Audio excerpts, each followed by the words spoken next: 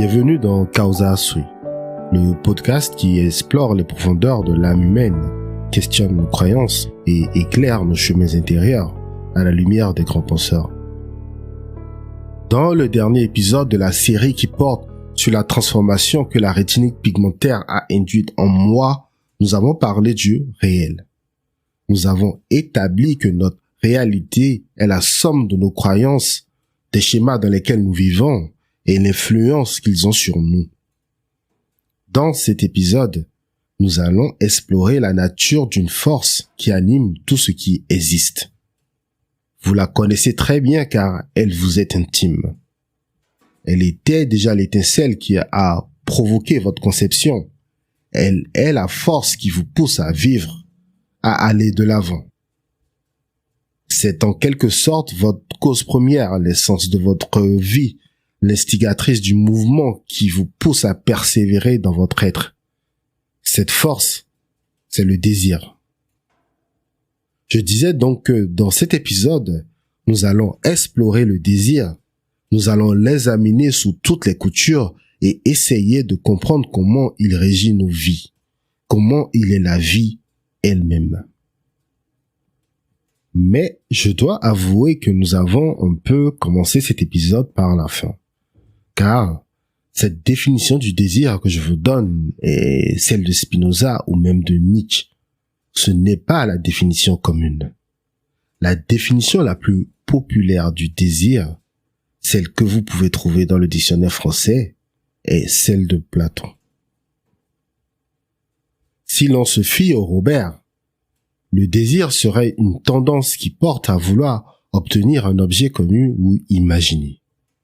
Cette définition est celle que j'ai adoptée depuis ma plus tendre enfance.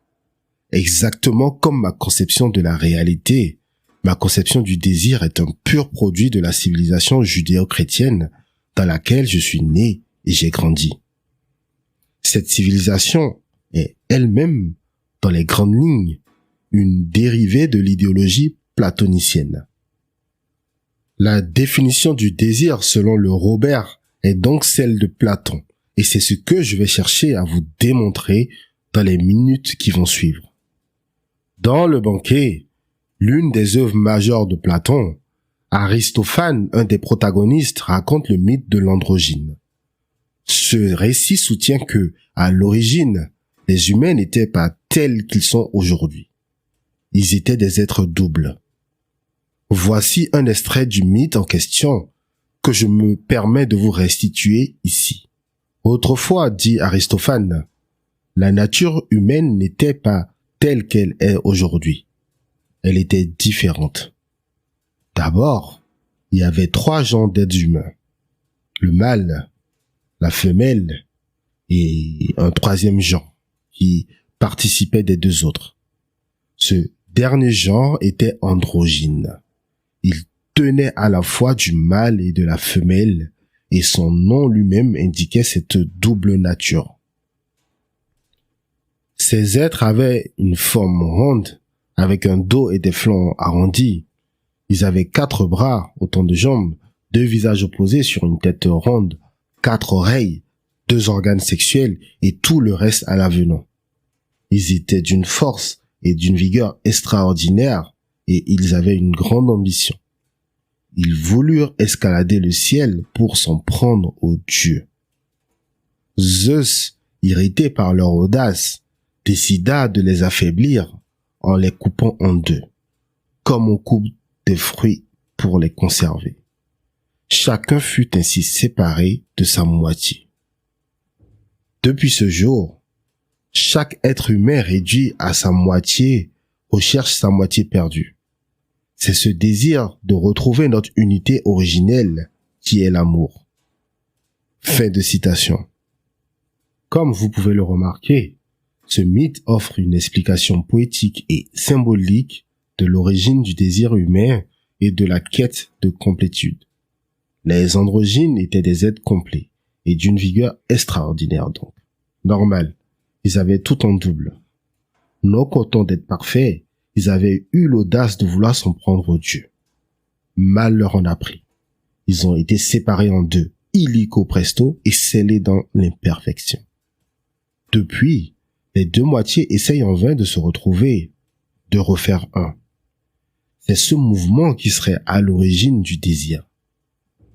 Pour rester conforme à l'idéologie platonicienne, le désir va de l'imparfait vers le parfait, du sensible vers l'intelligible, de la multitude vers l'unité. Il ressort tout de suite de cette vision que le corps est un obstacle, car imparfait dû à la scission opérée par Zeus. Le Christ lui-même, dans son désir de sauver l'humanité, a abandonné son corps aux méchancetés humaines. Il fut molesté sévèrement avant d'être crucifié. Il a montré la voie à nombre d'ascètes depuis 2000 ans maintenant. Plus on souffre dans la chair, plus on gravit les échelons spirituels. La chair est le siège des désirs les plus vils. Elle doit être purifiée, dominée, maîtrisée. C'est aussi au nom de cette obsolescence du corps que des humains sont prêts à participer à des attaques terroristes portant atteinte à leur propre vie. Ils meurent persuadés que ce désir de perfection sera comblé au paradis. N'est-il pas évident que le diable se sert de nos désirs pour nous atteindre? Le but, c'est de s'éloigner le plus possible du diable. Les désirs donc. Dans cette perspective, le désir platonicien est une quête de transcendance. Explorons maintenant le désir selon Spinoza. Ce philosophe cartésien du XVIIe siècle affirme que toute chose est animée par un effort qui le pousse à persévérer dans son être. Il a appelé cet effort le conatus. Il s'agit d'une force immanente à l'être.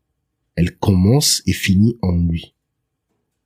Lorsque cet effort est conscient, on l'appelle désir. Pour parler simplement, chacun de nous est un désir en mouvement. Une personne qui cherche de la nourriture, par exemple, désire se nourrir, mais derrière ce désir se trouve l'effort fondamental de maintenir son existence. Le conatus est constamment en action. C'est la toile de fond de notre nature profonde. Il se mue en désir quand on en est conscient. Pour bien illustrer ce concept de conscience, prenons l'exemple d'une pierre. Dans le système spinoziste, elle expérimente aussi le conatus. La pierre ne cesse jamais d'être pierre tant qu'un événement extérieur ne vient l'en empêcher.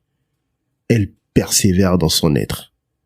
Par contre, elle n'est pas capable de prendre conscience de son conatus, ce qui la prive de désir. La pierre a donc bien un conatus, mais pas de désir. Le désir est donc une puissance, un potentiel qui réside en nous et qui est absolument nécessaire. C'est l'essence même de l'homme. Grâce à Spinoza, le corps est réhabilité. Il est le siège de notre puissance, puissance dont le vecteur directeur est le désir. Lorsque nous sommes en joie, c'est que notre désir est accru par un affect. Lorsque nous sommes tristes, c'est qu'il est amoindri. Pour Spinoza, la joie et la tristesse sont les deux seules émotions fondamentales. Toutes les autres émotions ou affects en sont des dérivés. Lorsque vous passez un examen important et que vous le réussissez, vous êtes en joie, car ce sentiment d'accomplissement accroît votre puissance d'agir et renforce votre estime de soi. Au contraire, quand vous échouez, vous êtes triste, car cet échec diminue votre confiance et crée un sentiment d'impuissance. On dit que le désir est passif quand on en a une idée floue et actif quand il est guidé et éclairé par la raison. Je vous invite vraiment à faire ce travail d'analyse de vos émotions au quotidien en partant toujours du désir comme moteur. Vous constaterez à quel point vous êtes un être de désir. D'ailleurs, Spinoza ne diabolise pas le désir.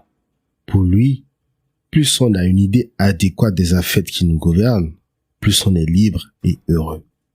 Cette vision du désir redéfinit les concepts de liberté, de bien, de mal, de responsabilité, de corps, d'âme, d'esprit et même de Dieu.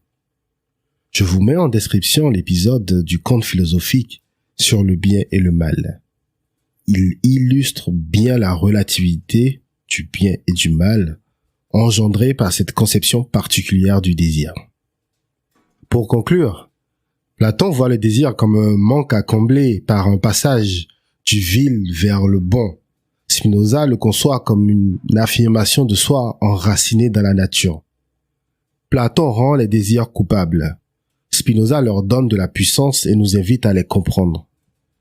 Spinoza nous invite à vivre dans notre corps, ici et maintenant, tout en intégrant et en acceptant toutes les limitations qu'il nous impose, car, dit-il, l'homme n'est pas un empire dans un empire. Là est le secret de la liberté. Cette maladie que je vous raconte depuis quelques semaines maintenant m'a poussé à choisir la philosophie de Spinoza. Je n'ai pas envie de vivre dans l'attente d'un paradis hypothétique. J'ai envie de créer mon paradis ici et maintenant, en prenant conscience de mon conatus et en faisant tout ce qui est possible pour le faire grandir, dans les limites de l'éthique. Parce que, oui, avoir une éthique, c'est être conscient de sa force tout en l'encadrant pour laisser les autres aussi désirer à leur guise. C'est tout l'objet de l'éthique de Spinoza que je vous invite à lire. Vivre avec autrui, ce n'est pas s'empêcher de désirer, mais désirer de façon à ce que, à son tour, l'autre puisse le faire aussi. Soyez des androgynes au sens platonique du terme. Ne réfrénez pas votre audace de tutoyer les dieux, car, voyez-vous, votre conatus vous l'impose. Ne pas l'écouter serait tout simplement une pulsion de mort. Je voudrais finir par une réflexion qui me semble incontournable. Le désir sexuel ne serait-il pas une manifestation du conatus à l'échelle de l'espèce?